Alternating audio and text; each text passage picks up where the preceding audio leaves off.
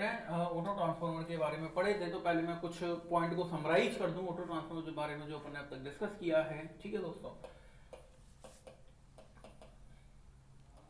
Auto transformer, ठीक है, के जो था सबसे पहला पॉइंट है मेरे ट्रांसफॉर्मेशन रेशियो जो था, ट्रांसफॉर्मेशन रेशियो जो था इसका के, वो अपन ने लिखा था V2 अपॉन V1, जहां V2 आपका था लो वोल्टेज अपॉन V1 था आपका हाई वोल्टेज, और ये वैल्यू क्या थी आपकी लेस देन 1 आपकी वैल्यू होनी चाहिए थी।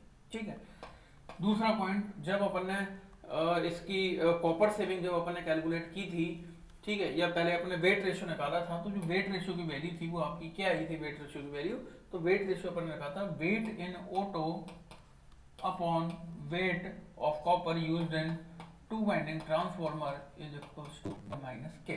किसके बराबर आया था आपका वेट रेशियो जो था वो आपका ऑटो ट्रांसफॉर्मर के अंदर जो वेट था और टू वाइंडिंग के अंदर जो वेट था वो आपका आया था 1 माइनस के इक्वल, और के जो था आपका ट्रांसफॉर्मेशन रेशियो था V2 अपॉन V1। इसके बाद थर्ड पॉइंट अपन ने यहाँ कैलकुलेट किया था कॉपर सेविंग के बारे में।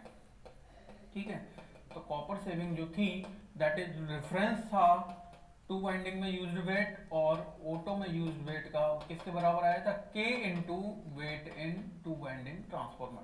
तो यदि आपको ट्रांसफॉर्मर का के दे रखा है, ट्रांसफॉर्मेशन रेशियो दे रखा है जो कि लेस देन 1 है, और टू वाइंडिंग में यूज्ड कॉपर का वेट आपको गिवन है, तो आप सेविंग बता सकते हो डायरेक्टली, जो कि इनका डिफरेंस था। ठीक है, टू वाइंडिंग में यूज्ड कॉपर और ऑटो में यूज्ड कॉपर, इनका जो डिफरेंस था वही आपका क्या रिप्रेजेंट कर रहा था, कॉपर सेविंग की वैल्यू को रिप्रेजेंट कर रहा था। ठीक है, फोर्थ पॉइंट की मैं यदि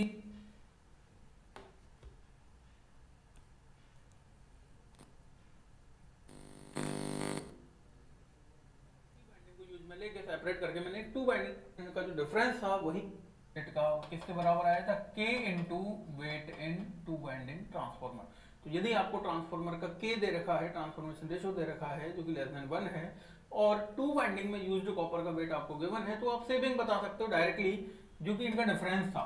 ठीक है, टू बाइंडिंग में यूज्ड कॉपर और ऑटो में यूज्ड कॉपर, इनका जो डिफरेंस था वही आपका क्या रिप्रेजेंट कर रहा था, कॉपर सेविंग की वैल्यू को रिप्रेजेंट कर रहा था। ठीक है, फोर्थ पॉइंट की मैं यदि बात करूं तो फोर्थ पॉइंट अपन ने देखा था कि मैंने रेटिंग्स पे आया था फिर मैं। ठीक है, मैंने टू बाइंडिंग ट्रांसफॉर्मर से मैंने एक ऑटो ट्रांसफॉर्मर बनाया, या मैंने एक ऑटो ट्रांसफॉर्मर था उसी बाइंडिंग को यूज में लेके सेपरेट करके मैंने एक टू बाइंडिंग ट्रांसफॉर्मर बनाया था, और मैंने देखा था कि जो मुझे रेटिंग्स हैं वो किस तरह मुझे प्राप्त हो रही थी। तो मैंने देखा था कि जो ऑटो ट्रांसफॉर्मर की रेटिंग थी, वीए रेटिंग जो थी किसकी, ऑटो ट्रांसफॉर्मर की, वो मुझे प्राप्त हुई थी V rating of to winding transformer divide by 1 minus K. ठीक है, जो पावर रेटिंग जो थी ऑटो ट्रांसफॉर्मर की वो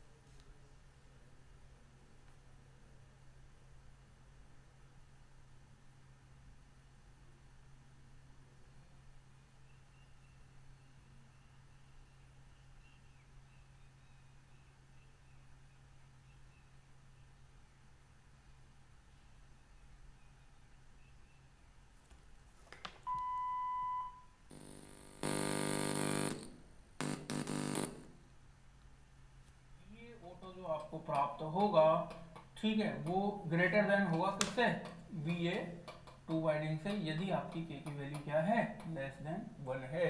तो आपको हमेशा जो कि यदि आप लेस देन 1 मेंटेन करके चल रहे हैं, लो बटे हाई वैल्यू आप के की ट्रांसफॉर्मेशन रेशियो निकाल रहे हैं, तो जो ऑटो ट्रांसफॉर्मर के अंदर जो पावर रेटिंग मिलेगी वो टू वाइडिंग ट्रांसफॉर्मर से आपको ज्यादा मिलेगी। और इसके भी अपने 4 केस देखे थे कि के की वैल्यू यदि किस तरह आप रखें तो आपको 4 अलग अलग रेटिंग मिली थी, लेकिन हर रेटिंग ज्यादा थी टू बाइंडिंग से कंपेयर करूं तो, लेकिन कौन सी ज्यादा थी वो केस डिपेंड करेगा के की वैल्यू के आधार पर। और के की वैल्यू यदि मैं नियर अबाउट 1 रखूं तो मुझे मैक्सिमम वी ए रेटिंग यहाँ पे प्राप्त होगी।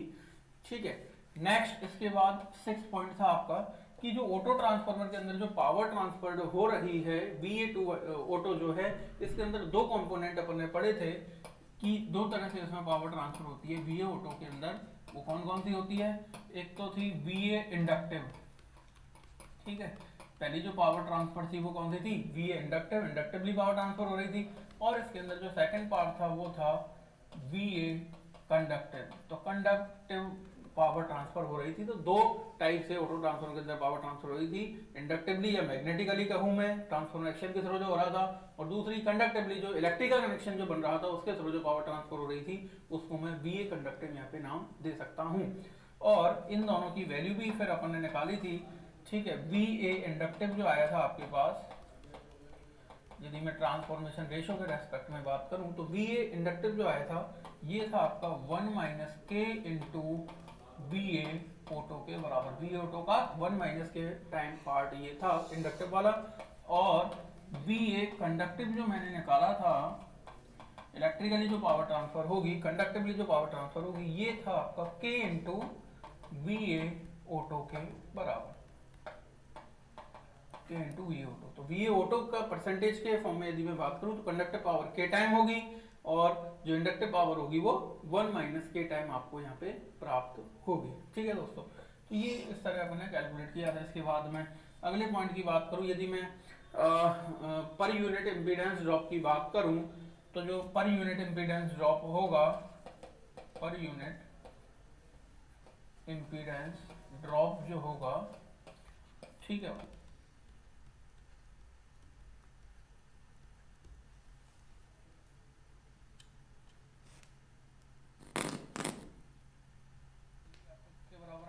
One per unit impedance drop divide by per unit impedance drop. Unit impedance drop होगा पर यूनिट इम्पीडेंस ड्रॉप जो होगा, ठीक है, ऑटो के अंदर, divide by per unit impedance drop in two winding transformer. ये भी आपका किसके बराबर आएगा? 1 माइनस के बराबर आपको प्राप्त होगा। पर यूनिट इम्पीडेंस ड्रॉप जो होगा आपका ऑटो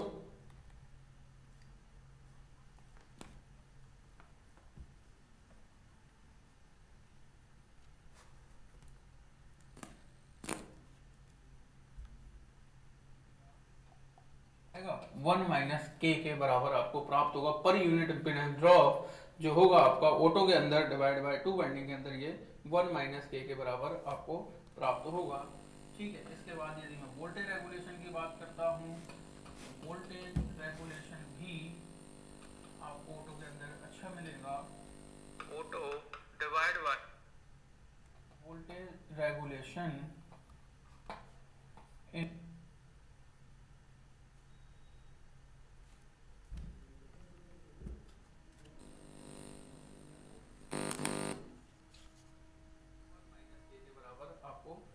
होगा। ठीक है, इसके बाद यदि मैं वोल्टेज रेगुलेशन की बात करता हूं तो वोल्टेज रेगुलेशन भी आपको ऑटो के अंदर अच्छा मिलेगा। Auto divide by voltage regulation in two winding transformer that is equals to also 1 minus K. ठीक है, तो 1 माइनस के की वैल्यू आपकी लेस देन 1 है, तो ऑटो का जो वोल्टेज रेगुलेशन आपको कम मिलेगा, और कम यदि वोल्टेज रेगुलेशन है तो वो बेटर वोल्टेज रेगुलेशन है, क्योंकि वोल्टेज रेगुलेशन 0 होता है आइडियल के लिए, तो जितना कम वोल्टेज रेगुलेशन होगा उतना ही अच्छा है, उतना ही बेटर होता है। इसके बाद मैं पर यूनिट लॉसेस की बात करूं, ठीक है, पर यूनिट लॉसेस की यदि मैं कंसीडर करूं, losses in auto divide by per unit losses in two winding transformer is also equals to 1 minus K. ठीक है, तो ये 1 माइनस के फैक्टर आपको ध्यान रखना है दोस्तों, चाहे आप इंपीडेंस ड्रॉप की बात कर रहे हैं, चाहे आप वोल्टेज रेगुलेशन की बात कर रहे हैं, चाहे आप पर यूनिट लॉसेस की बात कर रहे हैं, तो ये जो रेशियो है ऑटो अपॉन टू वाइंडिंग ये आपको 1 माइनस के बराबर आपको प्राप्त होगा।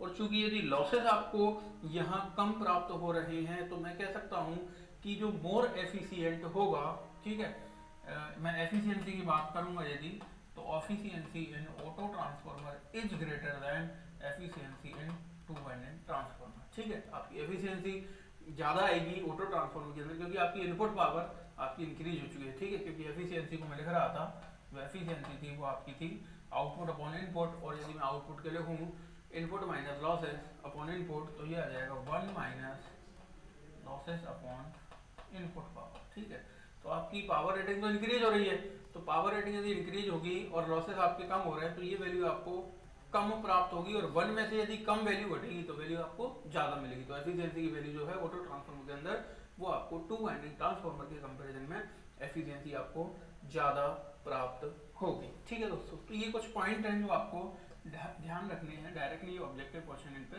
आपके पूछे जा सकते हैं। मैं एक बार फिर से रिपीट कर दूं, ट्रांसफॉर्मेशन रेशियो जो है वो आपको याद रखना है, लेस देन 1 होता है, लो वोल्टेज अपन हाई वोल्टेज, V2 अपन V1। इसके बाद अपन ने वेट रेशियो निकाला, कॉपर का जो वेट है उसका रेशियो अपन ने कैलकुलेट किया था 1 माइनस के बराबर आया था। कॉपर सेविंग अपन ने कैलकुलेट की K into copper used in two winding weight. ठीक है, VA ऑटो अपन ने निकाला था VA two winding upon 1 minus K, जहाँ VA ऑटो जो था वो आपकी टू वाइंडिंग से ज़्यादा आपका आ रहा था। ऑटो में जो मैंने बताया था इंडक्टिव और कंडक्टिव दो तरह से पावर ट्रांसफर हो रही थी। इंडक्टिव वाला जो पार्ट है वो 1 माइनस के टाइम आया था, कंडक्टिव वाला जो पार्ट था वो के टाइम VA ऑटो के यहाँ पे अपन को प्राप्त हुआ था। इसके बाद पर यूनिट इम्पीडेंस जो आपकी बात करें वो फैक्टर 1 माइनस के बराबर आएगा। वोल्टेज रेगुलेशन की बात करें तो ऑटो और टू वाइंडिंग का जो वोल्टेज रेगुलेशन का रेशियो वो आपका 1 माइनस के बराबर होगा। पर यूनिट इम्पीडेंस जो लॉसेस हैं, पर यूनिट जो लॉसेस हैं आपके ऑटो अपॉन टू वाइंडिंग वो भी 1 माइनस के बराबर आपको प्राप्त होंगे। इसके बाद में एफिशिएंसी की बात करूँ तो मोर एफिशिएंट होगा ये, क्योंकि पर यूनिट लॉसेस जो है ऑटो ट्रांसफॉर्मर के अंदर वो comparison to two winding transformer आपके कम प्राप्त हो रहे हैं, तो जो एफिशिएंसी है वो भी ऑटो ट्रांसफॉर्मर की आपको ज़्यादा प्राप्त हो। ठीक है दोस्तों, तो ये तो कुछ पॉइंट्स है, बेसिक पॉइंट, ठीक है, जो आपको ध्यान रखने हैं। इसके बाद यदि मैं इसके यूजेज की बात करूं, ठीक है, कहाँ कहाँ ये यूज होगा, यूजेज, ठीक है, ऑटो ट्रांसफॉर्मर के यूजेज की बात करूं तो सबसे फर्स्ट यूज तो ये एज ए रेगुलेटिंग ट्रांसफॉर्मर में इसको काम में ले सकता हूं, एज ए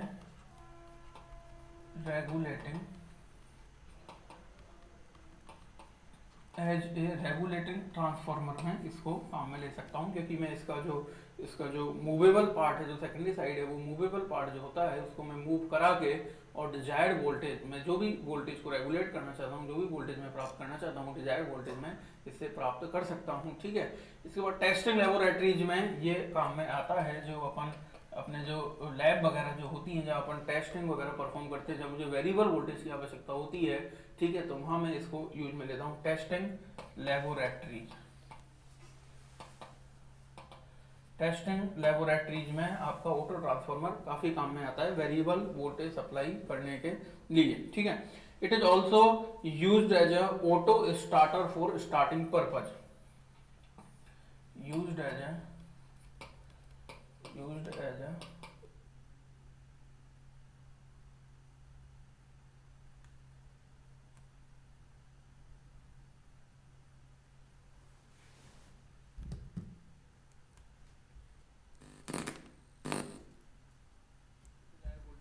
कर रखा है, ठीक है, क्योंकि used as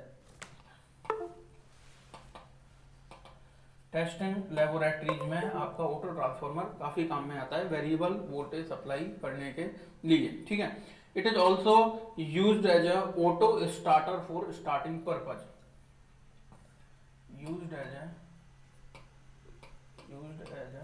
auto starter in starting purpose. ठीक है,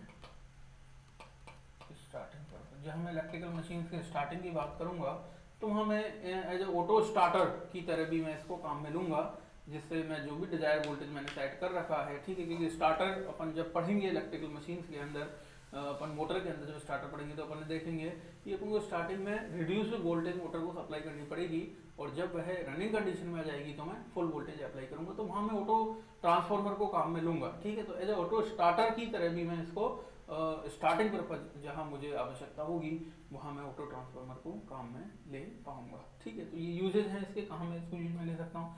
इसके बाद यदि मैं एडवांटेजेस की बात करूँ,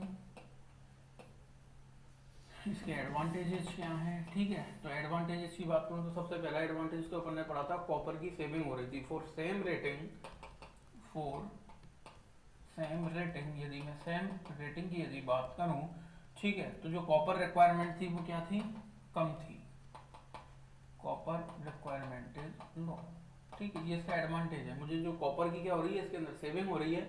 ठीक है, कॉपर जो वाइंडिंग आपको काम में लेनी पड़ रही है, यदि आप सेम रेटिंग की बात करें तो ऑटो ट्रांसफार्मर के अंदर आपको कम वाइंडिंग, कम टर्न या कम कॉपर की रिक्वायरमेंट होगी, जो अपन ने पढ़ा था कॉपर सेविंग के अंदर। तो कॉपर की रिक्वायरमेंट आपको यहाँ क्या होगी, कम होगी, पहला एडवांटेज। दूसरा एडवांटेज मैं कह सकता हूँ, यदि आपके कॉपर रिक्वायरमेंट कम है तो यदि मैं लॉसेस की बात करूंगा तो मुझे लॉसेस क्या मिलेंगे, यहाँ कम लॉसेस होंगे, लॉसेस विल बी लो। ठीक है, लॉसेस विल बी लो। ठीक है, यदि मैं सेम रेटिंग की बात कर रहा हूँ तो सेम रेटिंग के कंपेरिजन में आपकी जब वाइंडिंग ही कम हो गई, क्योंकि जो आपका करंट रेटिंग्स है वो तो सेम है। ठीक है, करंट और वोल्टेज रेटिंग्स तो सेम है, तो आपके जो लॉसेस हैं वो क्या हो जाएंगे, कम हो जाएंगे, क्योंकि कॉपर लॉसेस कम हो जाएंगे आपका कॉपर कम होने के कारण। तो आपके जो लॉसेस हैं वो क्या हो जाएंगे, आपके लॉसेस भी आपके यहाँ पे कम आपके हो जाएंगे। ठीक है, इसके बाद यदि मैं बात करूँ साइज और कॉस्ट की, तो आपकी यदि टर्न या वाइंडिंग ही कम हो गई तो जो आपकी साइज है इस ट्रांसफार्मर की वो भी क्या हो जाएगी, कम हो जाएगी। ठीक है, साइज भी कम होगी और साइज कम होगी तो आपकी मशीन की कॉस्ट भी क्या हो जाएगी, डिक्रीज हो जाएगी। साइज एंड कॉस्ट आर लो। ठीक है, यदि मैं to winding transformer same rating का, यदि टू वाइंडिंग ट्रांसफार्मर से इसको कंपेयर करूंगा तो जो साइज है इसकी, ठीक है, या मैं कॉस्ट की बात करूं तो साइज कम हो गई, आपकी टर्न कम हो गए कॉपर सेविंग के कारण, तो आपको जो कॉस्ट है वो भी क्या, इसको बनाने में जो इनिशियल कॉस्ट आएगी ट्रांसफार्मर को, वो भी आपकी क्या आएगी, कम आपको यहाँ पे कॉस्ट आपको इसकी मिलेगी। ठीक है, इसके बाद मैं बात करूँ इसके और एडवांटेजेस जो है, वोल्टेज रेगुलेशन मुझे क्या मिलेगा, यहाँ पे बेटर मिलेगा, वोल्टेज रेगुलेशन जो है वो क्या है, आपको यहाँ पे बेटर प्राप्त होगा। ठीक है, मैंने देखा था फॉर्मूला, वोल्टेज रेगुलेशन बेटर है मतलब कम है। ठीक है, कम है तो वो बेटर होता है। ठीक है, इसके बाद एफिशिएंसी क्या मिलेगी आपको, हाई मिलेगी। एफिशिएंसी टू वाइंडिंग से यदि कंपेयर करूँ तो ज़्यादा मिलेगी। आर और एक्स जो ड्रॉप है, रेजिस्टेंस एंड रिएक्टेंस ड्रॉप जो हैं वो भी यहाँ क्या होंगे, कम होंगे। रेजिस्टेंस एंड रिएक्टेंस ड्रॉप लो। ठीक है, आपके जो वाइंडिंग का जो रेजिस्टेंस और जो रिएक्टेंस है, या मैं लीकेज इम्पीडेंस की बात करूंगा तो वो इम्पीडेंस जो होगा इसका ओम के अंदर यदि मैं बात करूंगा तो वो आपका कम आपको मिलेगा। ठीक है, क्योंकि आपके नंबर ऑफ टर्न्स कम हो गए, और रेजिस्टेंस रिएक्टेंस तो किस पे डिपेंड करता है, नंबर ऑफ टर्न्स पे डिपेंड करता है। तो आपको जो रेजिस्टेंस और रिएक्टेंस ड्रॉप है वो भी इस ट्रांसफार्मर के अंदर क्या मिलेगा, आपको कम प्राप्त होगा। तो इसके एडवांटेजेस हैं, सेम रेटिंग की यदि बात करूँ तो कॉपर रिक्वायरमेंट आपकी लो है। ठीक है, लॉसेस क्या होंगे इसके अंदर, कम होंगे, साइज और कॉस्ट आपकी कम मिलेगी, वोल्टेज रेगुलेशन बेटर होगा, एफिशिएंसी ज़्यादा मिलेगी, और रेजिस्टेंस और रिएक्टेंस जो हैं, ठीक है, वो भी आपको क्या मिलेंगे, यहाँ पे कम मिलेंगे। तो ये एडवांटेजेस हैं। इसके बाद में यदि इसके डिसएडवांटेजेस की बात करूँ, ठीक है, तो इसके डिसएडवांटेज थोड़े ज़्यादा इम्पोर्टेंट है समझना। ठीक है, जिसकी वजह से मैं इसको काम में बहुत कम लेता हूँ, या मैं यदि आप बात करें तो अपन जनरली इसको काम में अपन नहीं लेंगे। अपन डिस्ट्रीब्यूशन ट्रांसफार्मर बात करें तो सारे to winding transformer he upon community है उसमें देखते हैं, वहाँ काम में लेते हैं। ऑटो ट्रांसफार्मर बहुत कम काम में ली जाती है, क्योंकि इसके डिसएडवांटेज काफ़ी हैं। क्योंकि अपन को पता है कि जो ट्रांसफार्मर की सेकेंडरी साइड है उससे डायरेक्टली अपना लोड कनेक्टेड रहता है, घरों का या इंडस्ट्री का या कंज्यूमर्स का लोड कनेक्ट रहता है, और वहाँ फ्रिक्वेंट आपके ओपन सर्किट या शॉर्ट सर्किट होता रहता है। तो यहाँ आपकी बहुत प्रॉब्लम आ जाएगी यदि आपका कोई शॉर्ट सर्किट सेकेंडरी साइड में होता है या ओपन सर्किट होता है, तो काफ़ी प्रॉब्लम्स यहाँ पे आ जाएंगी। ठीक है, तो यदि मैं इसका सबसे पहले डिसएडवांटेज की बात करूँ ऑटो ट्रांसफार्मर की, तो इसका जो इम्पीडेंस है, अभी मैं कह रहा था आर और एक्स जो है, रेजिस्टेंस और रिएक्टेंस है, वो क्या है, कम है। रेजिस्टेंस और रिएक्टेंस जो इसके अंदर कम है, तो इनकी वजह से जो शॉर्ट सर्किट करंट होगा, ठीक है, high short circuit current, high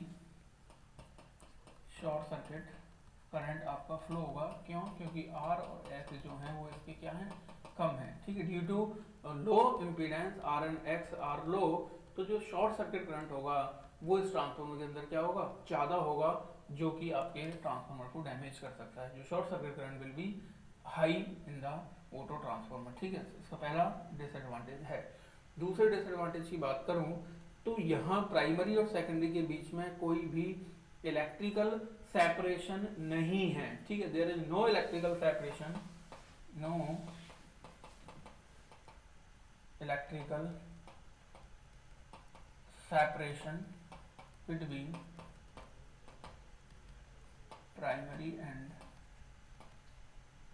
secondary, क्योंकि यहाँ प्राइमरी और सेकेंडरी के बीच में इलेक्ट्रिकली कनेक्शन भी है। जबकि टू वाइंडिंग ट्रांसफार्मर की अपन बात करें तो वहाँ प्राइमरी और सेकेंडरी इलेक्ट्रिकली कनेक्टेड नहीं थे, वहाँ इंडक्टिवली कनेक्शन दोनों के बीच में मैग्नेटिकली कनेक्शन हो रहा था। लेकिन यहाँ मैंने देखा था कि जो आपकी कंडक्टिव पावर भी ट्रांसफर हो रही है प्राइमरी से सेकेंडरी के बीच में, तो ये भी ज़्यादा डेंजरस है यदि मैं टू वाइंडिंग ट्रांसफार्मर से इसको कंपेयर करूँ कि कोई इलेक्ट्रिकल सेपरेशन नहीं है। जो भी आपका प्राइमरी से जो कनेक्शन है इलेक्ट्रिकल कनेक्शन, वो कनेक्शन आपका सेकेंडरी साइड में भी है, कंडक्टिवली पावर ट्रांसफर हो रही थी। अपने एक केस देखा था कि 20 kVA का टू वाइंडिंग ट्रांसफार्मर लिया था, यदि उसको मैं ऑटो ट्रांस डिजाइन करा था तो 220 kVA अपन को पावर ट्रांसफर हो रही थी। उसके अंदर देखा था 220 के अंदर जो मैक्सिमम पोर्शन था वो कंडक्टिवली पावर ट्रांसफर का था, ठीक है। 220 में से 200 आपकी कंडक्टिवली पावर ट्रांसफर हो रही थी और केवल 20 पावर इंडक्टिवली ट्रांसफर हो रही थी। तो मैक्सिमम पावर जो है वो आपकी कंडक्टिवली इसके अंदर ट्रांसफर होती है। तो ये भी it's more dangerous in comparison to two winding transformer, ठीक है। थर्ड और जो सबसे मेन डिसएडवांटेज जो है वो इसका ये है कि आपने जो ऑटो ट्रांसफार्मर काम में लिया है, यदि उसकी आपकी किसी तरह उसकी जो कॉमन वाइंडिंग है वो यदि ओपन हो जाए, ठीक है, यदि वो कुछ उसमें सपोज करो कि ये मैं एक ऑटो ट्रांसफार्मर बनाऊं, ठीक है, ये सपोज करो इसका हाई वोल्टेज साइड हो गई, ठीक है, और यहाँ मैंने क्या लगाया हुआ है, लोड मैंने लगाया हुआ है सेकेंडरी साइड में, जो कि किसके बराबर है, सपोज करो V2 के बराबर है, ठीक है। दोस्तों समझना थोड़ा ध्यान से, ये आपकी हाई वोल्टेज साइड हो गई, ठीक है, जहाँ दोनों वाइंडिंग्स आपकी लगी हुई हैं, ठीक है। उसका कुछ पोर्शन जो है वो एज ए सेकेंडरी तरह काम कर रहा है। V2 वोल्टेज आपका लो वोल्टेज साइड है, यहाँ पे लोड कनेक्ट किया हुआ है। अब मैं कह रहा हूँ कि यदि किसी तरह आपकी जो कॉमन वाइंडिंग है, जो प्राइमरी और सेकेंडरी की जो कॉमन वाइंडिंग है, ये क्या हो जाए आपकी ओपन हो जाए, ठीक है, ये वाइंडिंग क्या हो जाए आपकी ओपन हो जाए। तो यदि ये वाइंडिंग दोस्तों यहाँ से ओपन हो जाए तो जो फुल वोल्टेज है प्राइमरी साइड का वो आपका सेकेंडरी के अक्रॉस एम्पियर हो जाएगा। होगा या नहीं होगा, क्योंकि ये यदि ओपन हो गई तो आपका ये पूरा वोल्टेज आपको यहाँ पे प्राप्त हो जाएगा। मतलब V2 जो है वो किसके बराबर हो जाएगा, V1 के बराबर हो जाएगा, क्योंकि ये तो यहाँ ओपन हो चुका है। तो ये दोनों किस में आ गए, डायरेक्टली पैरेलल में आ गए। जो V1 है, जो हाई वोल्टेज साइड जो थी, V1 क्या था आपका हाई वोल्टेज साइड जो थी, तो ये आपका डायरेक्टली कनेक्शन बना देगा यहाँ से, किससे, लोड से डायरेक्टली कनेक्शन बना देगा।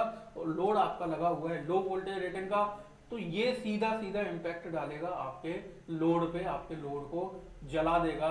ये जो भी आपके लोड साइड में जो भी आपके एपरेटस लगे हुए हैं, जो भी इलेक्ट्रिकल एपरेटस, सपोज करो आपने कहीं पे ऑटो ट्रांसफार्मर आपने लगाया हुआ है किसी कम्युनिटी में, और उसकी सेकेंडरी साइड से आपने लोड, कई घरों का लोड कनेक्ट किया हुआ है, ठीक है। और सपोज करो ये आपका इस तरह है कि 1100 वोल्ट को 220 वोल्ट में ये बदल रहा है, समझना दोस्तों, ठीक है। ये जो ऑटो ट्रांसफार्मर डिजाइन किया हुआ है कि 1100 वोल्ट को ये 220 वोल्ट में बदल रहा है, सिंगल फेज का है। और सपोज करो बाई चांस कोई भी इसके अंदर कोई ऐसी दिक्कत आ गई है ऑटो ट्रांसफार्मर के अंदर कि इसकी जो सेकेंडरी साइड है, जो सेकेंडरी वाला पार्ट जो है, ठीक है, वो आपकी वाइंडिंग ब्रेक हो गई, यहाँ से ओपन हो गई। तो इस कंडीशन में क्या होगा कि जो आपके एपरेटस लगे हुए हैं जिनकी जो रेटेड वोल्टेज की जो कैपेसिटी है वो 220 वोल्ट ही है, 220 पे वो ऑपरेट हो रहे हैं और लोड आपका कनेक्टेड है।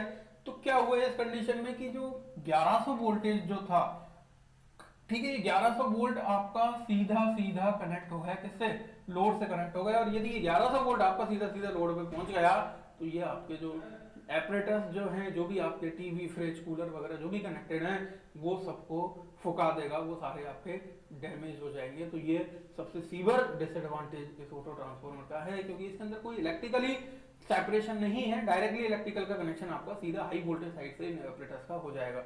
या जो कोई यदि यहाँ कुछ काम कर रहा है, कोई 220 वोल्ट पे काम कर रहा है, उसको एकदम से 1100 वोल्ट का यहाँ पे शॉक लगेगा यदि वो कुछ यहाँ पे काम कर रहा है। तो ये इलेक्ट्रिकली भी क्या है, ये बहुत डेंजरस आपकी डिवाइस होती है ऑटो ट्रांसफॉर्मर। इसलिए मैं इसको केवल बहुत कम काम में लूंगा और केवल वही काम में लूंगा जैसे टेस्टिंग लेबोरेटरीज वगैरह में, ठीक है, या रेगुलेटिंग ट्रांसफॉर्मर के केस में, या ऑटो स्टार्टर मशीन के ऑटो स्टार्टर के रूप में मैं इसको काम में लेता हूँ। और प्रैक्टिकली फील्ड में मैं इसको काम में नहीं लूंगा क्योंकि ये बहुत डेंजरस होता है, ठीक है। हाई वोल्टेज साइड जो थी आपकी V1 जो वोल्टेज था वो सीधा सीधा किसके बराबर हो गया, लोड साइड जो लो वोल्टेज साइड थी V2 वो V1 के बराबर हो जाएगा यदि आपकी ये वाइंडिंग किसी तरह यहाँ से ओपन हो जाए। तो ये इसका डिसएडवांटेज है ऑटो ट्रांसफॉर्मर का, ठीक है।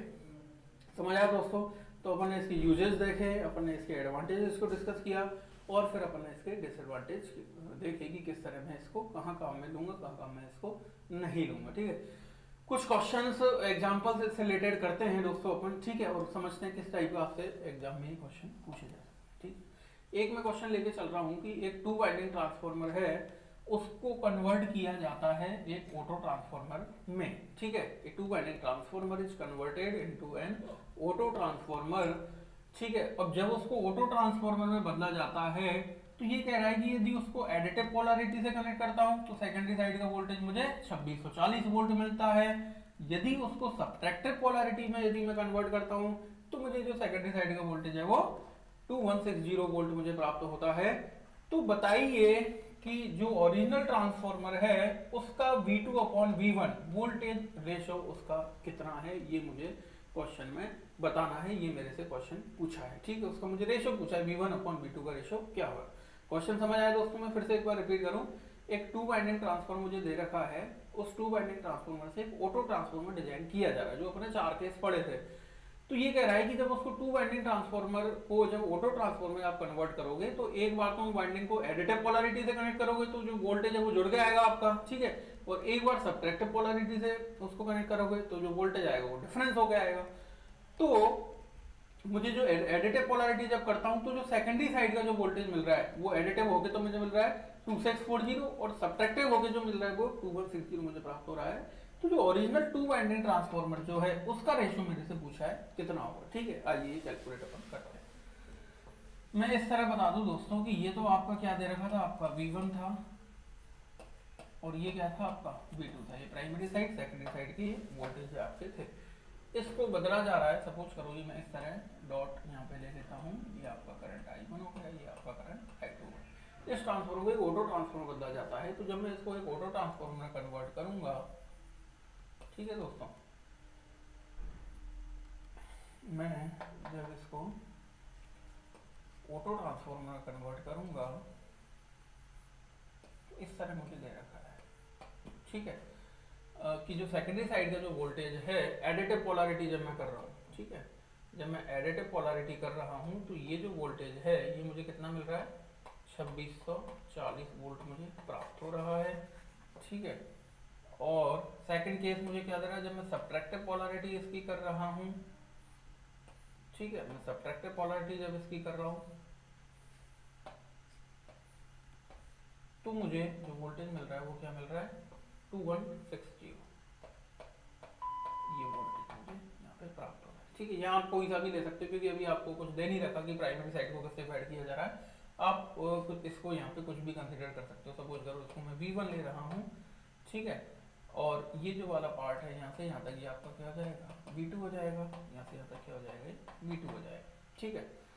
तो मैं कह सकता हूँ कि जो ये जो मुझे दे रखा है ये एडिटिव पोलैरिटी से दे रखा है। तो 2640 जो वैल्यू आएगी दोस्तों वो किसकी आएगी, V1 प्लस V2 की वैल्यू आएगी, क्योंकि ये वाइंडिंग का वोल्टेज V1 है और इस वाइंडिंग का वोल्टेज क्या है आपका V2 है। तो जब एडिटिव पोलैरिटी से कनेक्ट करूंगा तो जो मुझे सेकेंडरी साइड के अक्रॉस वोल्टेज मिलेगी वो दोनों का सम होकर मिलेगी, ठीक है। ये V1 है, ये V2 है, तो V1 प्लस V2 मुझे वैल्यू प्राप्त होगी।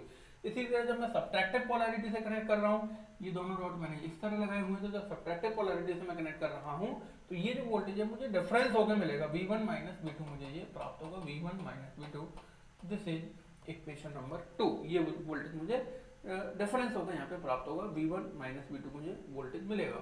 मुझे V1 अपॉन V2 इस ओरिजिनल जो ट्रांसफार्मर था इसके लिए V1 अपॉन V2 की वैल्यू मेरे से पूछी है कितनी होगी, ठीक है। तो दो इक्वेशन आ गई अपने पास, V1 प्लस V2 दे दिया, V1 माइनस V2 दे दिया।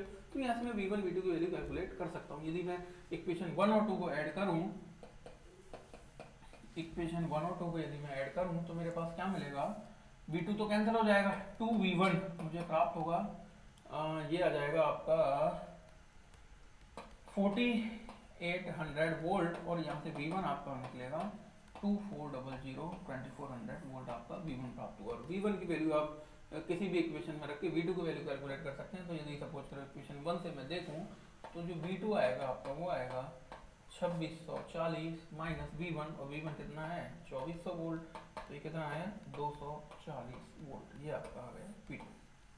ठीक है दोस्तों, तो आपने V1 और V2 की वैल्यू यहाँ पे कैलकुलेट कर ली। आपसे पूछा था V1 अपॉन V2 की वैल्यू कितनी आएगी, आपसे V1 अपॉन V2 पूछा था, तो V1 मैं निकाल चुका हूँ 2400, और V2 की वैल्यू मैंने कैलकुलेट कर ली है 240, तो ये आ गया 10/1। ठीक है, तो 10:1 इसका रेशो आ जाएगा। V1 रेशो V2 की यदि मैं बात करूँ तो ये कितना आ जाएगा 10:1 आपका यहाँ पे प्राप्त होगा। ठीक है दोस्तों, तो समझ आया किस तरह यदि मेरे को 2 वाइंडिंग ट्रांसफॉर्मर दे रखा है, मुझे ऑटो ट्रांसफॉर्मर डिजाइन करना है तो मैं किस तरह इसकी डिजाइनिंग में कर सकता हूँ। एडिटिव पोलैरिटी कनेक्ट होगा तो जो दोनों साइड का जो वोल्टेज है V1 प्लस V2 इनका एडिशन मुझे यहाँ पे मिलेगा। सब्ट्रैक्टिव पोलैरिटी से यदि कनेक्ट करता हूँ तो इनका जो डिफरेंस है V1 माइनस V2 वो मुझे प्राप्त होगा। तो दो इक्वेशन से मैंने V1 और V2 की वैल्यू कैलकुलेट करी, तो ओरिजिनल ट्रांसफॉर्मर का जो रेशियो होगा वो क्या आएगा V1 अपॉन V2, तो V1 अपॉन V2 मैंने यहाँ पे कैलकुलेट कर लिया, 10:1 आपको यहाँ पे प्राप्त होगा। ठीक है दोस्तों, एक और एग्जांपल यदि मैं इसका करूं, आगे बढ़ूं मैं, यदि इसका एक और एग्जांपल करूं तो मेरे को एक ऑटो ट्रांसफॉर्मर इस तरह दिया। मेरे को सबसे पहले एक 2 वाइंडिंग ट्रांसफॉर्मर दिया है 50 kVA का, और जिसका मुझे वोल्टेज रेशियो दे रखा है ये 3300 को 230 वोल्ट में कन्वर्ट करे। स्टेप डाउन एक ट्रांसफॉर्मर है, 2 वाइंडिंग ट्रांसफॉर्मर। ठीक है, एक 2 वाइंडिंग स्टेप डाउन ट्रांसफॉर्मर मुझे दिया है जिसकी पावर रेटिंग और वोल्टेज रेटिंग मुझे दी हुई है। क्वेश्चन कह रहा है यदि इसको एक इस तरह का एक ऑटो ट्रांसफॉर्मर ऐसे बनाया जाए जिसकी इनपुट साइड में तो इसको रखूं 3300 वोल्ट को, तो जो आउटपुट साइड जो है आपकी, आउटपुट साइड का जो वोल्टेज है ये आपको बताना है कि आउटपुट साइड का जो वोल्टेज है ये कितना आपको प्राप्त होगा। ठीक है, या मैं कहूँ आपको वोल्टेज के साथ साथ आपको इसकी पावर रेटिंग आपको बतानी है कि जो ऑटो ट्रांसफॉर्मर ये बनेगा इसकी पावर रेटिंग क्या आएगी। VA ऑटो आपसे यहाँ पे पूछा है। ठीक है, इस ऑटो ट्रांसफॉर्मर की पावर रेटिंग आपको बतानी है क्या होगी। ठीक है, सबसे पहले तो मैं इसकी करंट रेटिंग्स को निकालूंगा जो मुझे 2 वाइंडिंग ट्रांसफॉर्मर दे रखा है। ठीक है, इसकी करंट रेटिंग्स को मैं सबसे पहले निकाल लेता हूँ। ठीक है, ये तो आपका कितना हो गया 3300 वोल्ट, सपोज करो प्राइमरी साइड वोल्टेज हो गया, 230 वोल्ट आपका सेकेंडरी साइड हो गया। तो मैं ये करंट यहाँ से कैलकुलेट कर सकता हूँ। ठीक है दोस्तों, क्योंकि ये है आपका 50 kVA मतलब 50,000 VA का आपका ये एक 2 वाइंडिंग ट्रांसफॉर्मर है, तो मैं इसकी करंट रेटिंग निकाल सकता हूँ। तो मैं इसकी यदि प्राइमरी साइड करंट निकालूं तो ये आ जाएगा आपका 15.15 एम्पियर आपका प्राइमरी साइड का करंट आ जाएगा, और सेकेंडरी साइड का करंट आप यदि इसका कैलकुलेट करोगे तो सेकेंडरी साइड का जो करंट है ये आपका आ जाएगा 217.39 एम्पियर, ये आपका सेकेंडरी साइड का करंट आ गया। ठीक है, अब क्वेश्चन कह रहा है कि इसको एज अ 2 ऑटो ट्रांसफॉर्मर के अंदर इसको कन्वर्ट किया जाता है। ठीक है दोस्तों, तो ये जो वाइंडिंग थी आपकी, ये जो वाइंडिंग थी 3300 वोल्ट वाली, इसके अंदर जो करंट है वो तो कितना है 15.15 एम्पियर करंट तो इसके अंदर था। और ये जो वाइंडिंग थी 230 वोल्ट वाली, ये जो वाइंडिंग थी ये कौन सी थी, इसके अक्रॉस वोल्टेज कितना था 230 वोल्ट, इसके अंदर जो करंट था वो करंट अपन को कितना दे दिया 217.39। ये जो करंट है ये कितना 217.39 एम्पियर ये आपको करंट दे दिया। ठीक है, तो जो वोल्टेज है, वोल्टेज जो आपका आएगा, ठीक है, ये मैं देख रहा हूँ कि यहाँ डॉट पे करंट आ रहा है और इस डॉट से करंट जा रहा है, तो एडिटिव पोलैरिटी होगी, और एडिटिव पोलैरिटी यदि होगी तो जो V आउट है, जो आउटपुट वोल्टेज आपको मिलेगा इन दोनों के एडिशन के बराबर होगा, और एडिशन यदि मैं इनका करूं तो मुझे जो आउटपुट वोल्टेज मिलेगा 3300 प्लस 230, आउटपुट वोल्टेज आपको मिलेगा 3530 वोल्ट, ये आपको यहाँ पे आउटपुट वोल्टेज मिला। ठीक है, क्योंकि इस डॉट से तो आपका करंट इस पे तो एंटर कर रहा है, इस डॉट से करंट आपका लीव कर रहा है, तो ये एडिटिव पोलैरिटी हुई। यदि आपको ट्रांसफार्मर के अंदर ध्यान रखना है कि दो वाइंडिंग है, एक डॉट पे तो करंट आपका एंटर करता है और दूसरी डॉट से करंट लीव करता है, तो आपने एडिटिव पोलैरिटी से इनको कनेक्ट किया हुआ है, ठीक है। तो 3530 वोल्ट आपका आउटपुट वोल्टेज मिला, और इस साइड का जो करंट जो है आपका वो 217.39 है। तो यदि मैं पावर रेटिंग की बात करूंगा इसकी, तो जो पावर रेटिंग मुझे मिलेगी वो कितनी मिलेगी, 3530 इंटू 217.39, और यदि इनको मैं मल्टीप्लाई करूं तो ये मिलेगा मुझे 767.38 kVA, ठीक है। इसकी जो रेटिंग मिलेगी वो मुझे मिलेगी 767.38 kVA, 767.38 kVA रेटिंग मुझे इस ऑटो ट्रांसफार्मर की यहाँ पे प्राप्त होगी, यदि मैं इस 2 वाइंडिंग ट्रांसफार्मर से ये ऑटो ट्रांसफार्मर में डिजाइन करूं, तो ये रेटिंग यहाँ पे मुझे प्राप्त होगी, ठीक है दोस्तों। आप इसमें और भी एक तरीका है, आप डायरेक्ट जो फॉर्मूला है वो भी यहाँ काम में ले सकते थे, ठीक है दोस्तों। मैंने जो फॉर्मूला आपको बता रखा है कि जो VA2 वाइंडिंग जो है, VA ऑटो जो है वो किसके बराबर होता है, VA2 winding upon 1 minus K, ठीक है। आप डायरेक्ट फॉर्मूला भी काम में लेके वैल्यू निकाल सकते हैं। मैं बता देता हूँ दूसरा तरीका भी किस तरह आप निकाल सकते थे। तो VA2 वाइंडिंग कितना था आपका दोस्तों, VA2 वाइंडिंग तो 50,000 था, ठीक है, 50,000 का 50 kVA अपॉन 1 माइनस के किसका, ये ऑटो ट्रांसफार्मर का ट्रांसफॉर्मेशन रेशो। और ऑटो ट्रांसफार्मर का जो ट्रांसफॉर्मेशन रेशो होता है वो होता है low voltage upon high voltage. तो लो वोल्टेज तो कौन सा हुआ इसका 3300 वोल्ट, और हाई वोल्टेज कौन सा हुआ 3530 वोल्ट, ठीक है। तो आप ये वैल्यू यहाँ पुट कर दो, low voltage upon high voltage क्या है 3530, क्योंकि ये लेस देन 1 होता है कि low voltage upon high voltage. तो इसको आप यहाँ कैलकुलेट करोगे, ठीक है, तो ये आ जाएगा आपका, ये जो वैल्यू निकलेगी ये आपकी आएगी 0.93, और इसमें से यदि 1 माइनस 1 इसको करूंगा तो ये आएगा आपका 50,000 डिवाइड बाय 0.06515, और यदि आप इसको डिवाइड करते हो तो ये वैल्यू आपको मिलेगी 767.38 kV, ठीक है दोस्तों। तो ये मैंने आपको दूसरा तरीका भी बताया है कि जो अपन ने इसका जो फॉर्मूला पढ़ा था VA ऑटो का, वो किसके बराबर होता था, VA2 वाइंडिंग अपॉन 1 माइनस के। तो मैंने क्या किया, डायरेक्टली VA2 वाइंडिंग की वैल्यू रखी 50,000 50 kVA का मुझे दे रखा था, ठीक है। इसके बाद 1 माइनस के की वैल्यू मैंने ऑटो ट्रांसफार्मर से देख के निकाली। के जो होता है इसका वो क्या आता है, low voltage upon high voltage. तो लो वोल्टेज तो कितना था आपका 3300 वाली साइड लो वोल्टेज साइड थी, और यहाँ जुड़ के आया है 3530, तो ये क्या हो गई आपकी हाई वोल्टेज साइड हो गई। तो आप डायरेक्ट की वैल्यू यहाँ पुट करके और केवीए रेटिंग जो है ऑटो ट्रांसफार्मर वो भी आप कैलकुलेट कर सकते थे, या आप डायरेक्ट करंट्स को निकाल के कैलकुलेट कर सकते हैं, कि आपने यहाँ पे करंट कैलकुलेट किया, वोल्टेज ऐड होके आया, V इंटू आई करके भी आप इसकी वैल्यू निकाल सकते हैं, ठीक है दोस्तों। आगे बढ़े, चलिए आगे बढ़ते हैं। एक और मैं इसका एग्जाम्पल लेना चाहूँगा। What is the power transmitted inductively, ठीक है, पूछ रहा है कि इंडक्टिवली पावर ट्रांसफर्ड कितनी होगी in an auto transformer which supplies a load at 161 volt with a primary applied voltage at 230 volt, ठीक है। मुझे पावर ट्रांसफर्ड इंडक्टिवली पूछिए दोस्तों। पावर ट्रांसफर इंडक्टिवली का मैंने फॉर्मूला पढ़ा था 1 माइनस के इंटू VA ऑटो। 1 माइनस के टाइम पावर ट्रांसफर होती है, ये मैंने फॉर्मूला पढ़ा था कि VA इंडक्टिव जो आती है वो आती है 1 माइनस के इंटू VA ऑटो, जो टोटल VA ऑटो का 1 माइनस के टाइम ये आती है। तो मुझे यहाँ K की वैल्यू यदि पता लग जाए तो बता सकता हूँ कितना परसेंट होगी। तो मुझे क्या दे रखा है, सप्लाई ये लोड, मुझे लोड दे रखा है, मतलब लोड साइड का जो वोल्टेज है V2 वोल्टेज वो मुझे दे रखा है 161 वोल्ट, और with an primary applied voltage, ठीक है। तो मुझे primary applied voltage auto transformer का दे दिया 230 वोल्ट, ठीक है। तो मुझे दोनों वोल्टेज दे दिए दोस्तों, लोड साइड का वोल्टेज दे दिया, ऑटो ट्रांसफार्मर जो सप्लाई कर रहा है लोड को वो तो 161 वोल्ट है, और ये प्राइमरी से अप्लाइड कितना फेड हो रहा है 230 वोल्ट। तो मैं यहाँ से निकाल सकता हूँ कि जो K आएगा जो कि होता है low voltage upon high voltage, जो K आएगा इसका वो कितना आएगा, लो वोल्टेज तो कितना है इसका 161 और हाई वोल्टेज कितना है 230 वोल्ट। तो K की वैल्यू मैं यहाँ से निकालूं,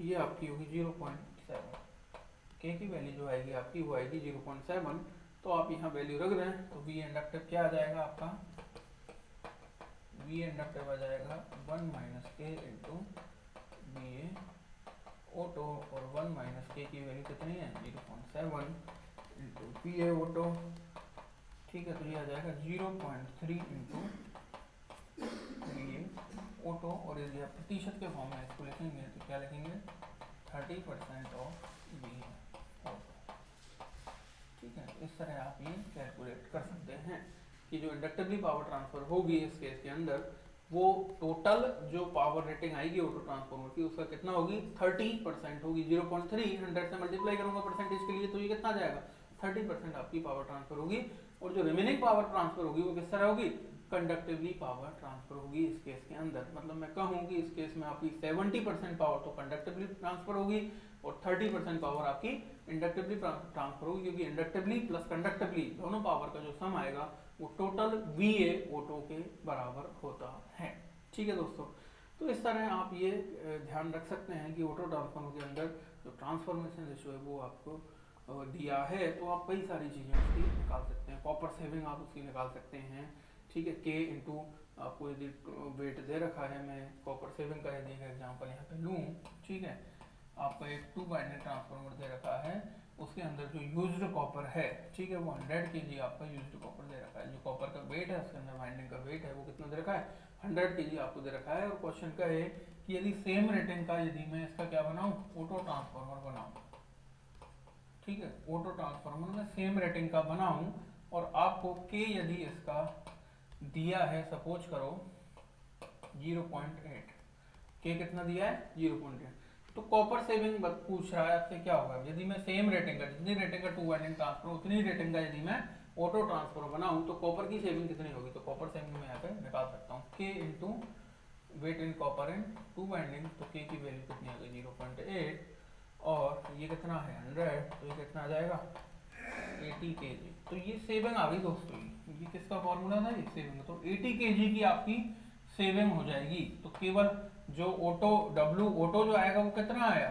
डब्ल्यू ऑटो आया केवल 20 kg, ठीक है। तो जहां मुझे 100 kg मुझे कॉपर लेना पड़ रहा था वाइंडिंग के लिए, वहां कितने से काम हो जाएगा 20 kg ही कॉपर से काम हो जाएगा, 80 kg की आपकी सेविंग हो जाएगी यदि आप इस तरह इस ट्रांसफॉर्मेशन रेशियो का आप ऑटो ट्रांसफॉर्मर डिजाइन कर रहे हैं for the same power rating है। ये ध्यान रखना है कि जब मैं कॉपर का कंपेयर करूंगा तो मैं पावर रेटिंग जो है वो दोनों ट्रांसफॉर्मर की सेम लेके चलूंगा, वोल्ट एम्पीयर रेटिंग जो है वो 2 वाइंडिंग ऑटो ट्रांसफॉर्मर की सेम काम में लूंगा, ठीक है दोस्तों।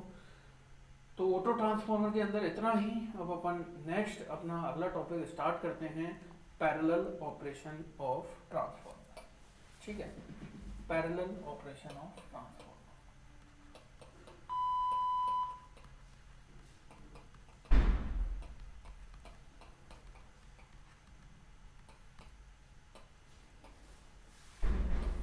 पैरेलल ऑपरेशन ऑफ ट्रांसफॉर्मर, तो सबसे पहले तो इसकी ज़रूरत क्या है, पैरेलल ऑपरेशन ऑफ जो ट्रांसफॉर्मर है ये क्यों किया जाता है, क्या इसकी रिक्वायरमेंट क्यों पड़ी, क्यों अपन parallel operation of the transformer करते हैं, और फिर इसकी कंडीशंस के बारे में अपन डिस्कस करेंगे कि कौन कौन सी कंडीशंस हैं जो पैरेलल ऑपरेशन ऑफ ट्रांसफॉर्मर के लिए ज़रूरी हैं। जब भी मैं पैरेलल ऑपरेशन करूँगा उन कंडीशंस को मैं चेक करूँगा, उन कंडीशन को सेटिस्फाई करूँगा, वो कंडीशन फुलफिल होंगी तभी मैं ट्रांसफॉर्मर का पैरेलल ऑपरेशन कर पाऊँगा, ठीक है दोस्तों।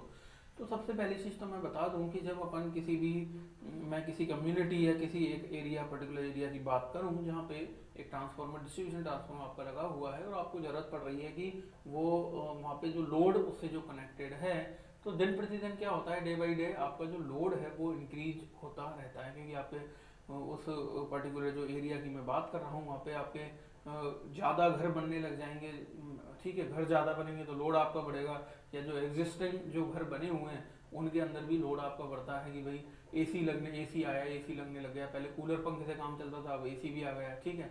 तो इस तरह मैं बात करूं तो आपके जो इलेक्ट्रिक अप्लायंसेस हैं वो भी बढ़ते चले जाते हैं और डे बाई डे आपका जो लोड है वो उसका जो बढ़ता चला जाएगा। तो इस केस में अपन क्या करें, ठीक है, सपोज करो एक ट्रांसफार्मर है 500 kVA का एक ट्रांसफार्मर आपने लगाया हुआ है किसी एरिया में, ठीक है, 500 kVA का ट्रांसफार्मर लगाया हुआ है क्योंकि वो लोड उतना ही था वहाँ पे, ठीक, जिस समय आपने लगाया था आपने लोड कैलकुलेट करके ही लगाया था, और आपने मार्जिन भी रखा था, ठीक है, जब आपने लगाया होगा तो सपोज करो वहाँ लोड होगा 350 या 400 केवीए का लोड होगा और आपने 500 केवीए का एक ट्रांसफार्मर इंस्टॉल कर दिया।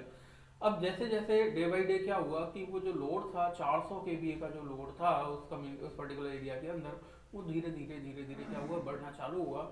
और मैं एक लॉन्ग टाइम की यदि बात करूँ, मैं 10 या 15 साल बाद की मैं बात करूँगा, तो मैं देखूंगा कि उस पूरे जो एरिया का जो ट्रांसफार्मर 500 केवी का सप्लाई कर रहा था उस 400 केवी लोड को, वहाँ लोड 400 केवी से बढ़ के आपका 600 केवी 700 केवी तक पहुँच गया, ठीक है।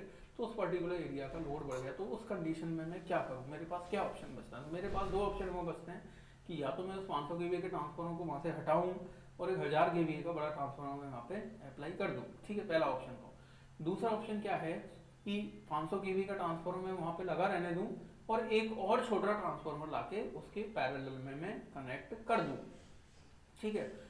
तो मैं कौन सी चीज मैं करना चाहूंगा, ठीक है। एक तो 1000 केवी का ट्रांसफार्मर, उसकी कॉस्टिंग क्या होगी, बहुत ज्यादा उसकी कॉस्टिंग होगी, ठीक है। दूसरा मैं छोटा एक ट्रांसफार्मर ले आऊँ 250 केवीए का या 300 केवीए का या एक 500 केवी का ही एक ट्रांसफार्मर ले आऊँ, तो उसकी कॉस्टिंग जो होगी, इनिशियल कॉस्टिंग होगी, मुझे लागत लगानी पड़ेगी।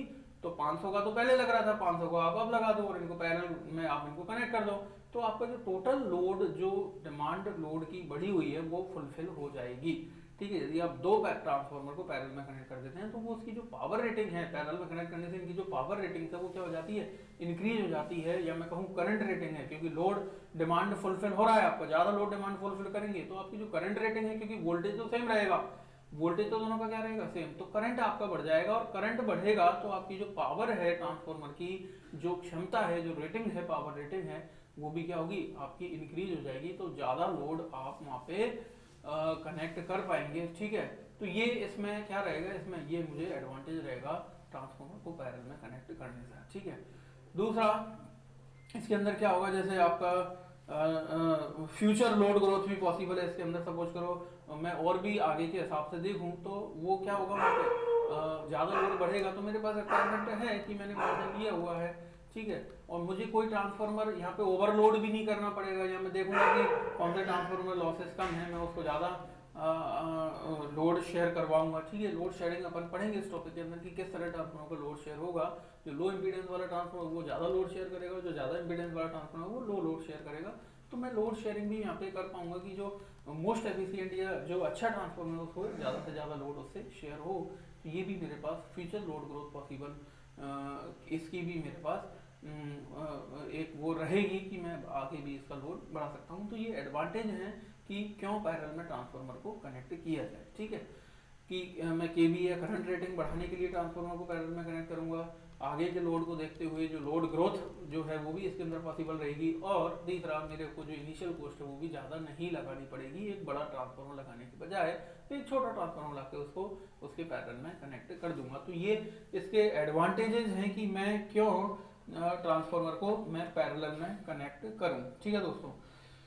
तो अब इसकी कुछ कंडीशंस हैं जो मुझे फुलफिल करनी पड़ेंगी जब मैं ट्रांसफार्मर को पैरेलल में कनेक्ट करूंगा। जब मैं ट्रांसफार्मर को पैरेलल में कनेक्ट करूंगा तो मुझे इसकी कंडीशंस को ध्यान में रखना पड़ेगा। कौन कौन सी कंडीशन है आइए अपन चेक करते हैं।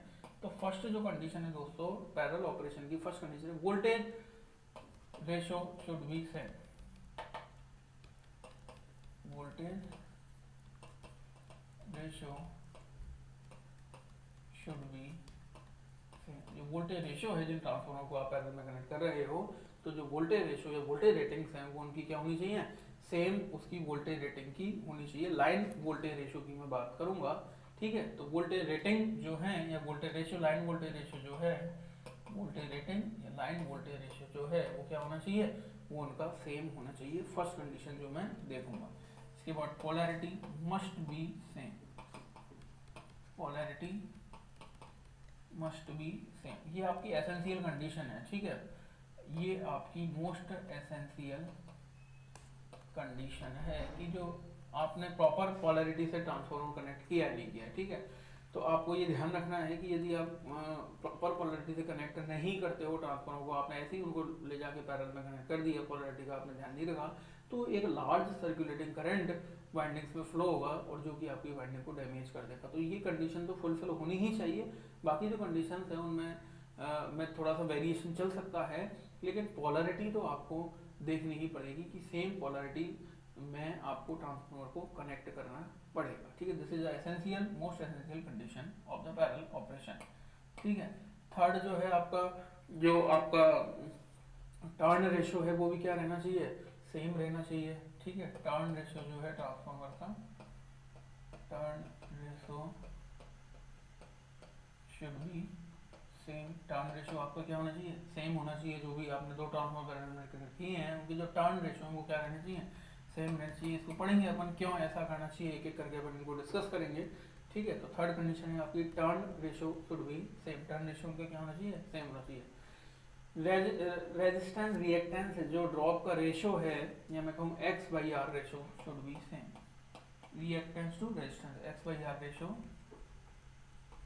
Should be same. जो दो ट्रांसफार्मर आप लगा रहे हैं उनका जो X reactance to resistance ratio X by R ratio, जो कि एंगल को रिप्रेजेंट करेगा, क्योंकि थीटा जो आएगा वो आएगा tan inverse X by R, तो ये एंगल को रिप्रेजेंट करेगा। तो एक्स बाई आर रेशो जो है ट्रांसफार्मर का वो भी क्या रहना चाहिए, सेम रहना चाहिए। ये भी अपन देखेंगे क्यों ऐसा होना चाहिए।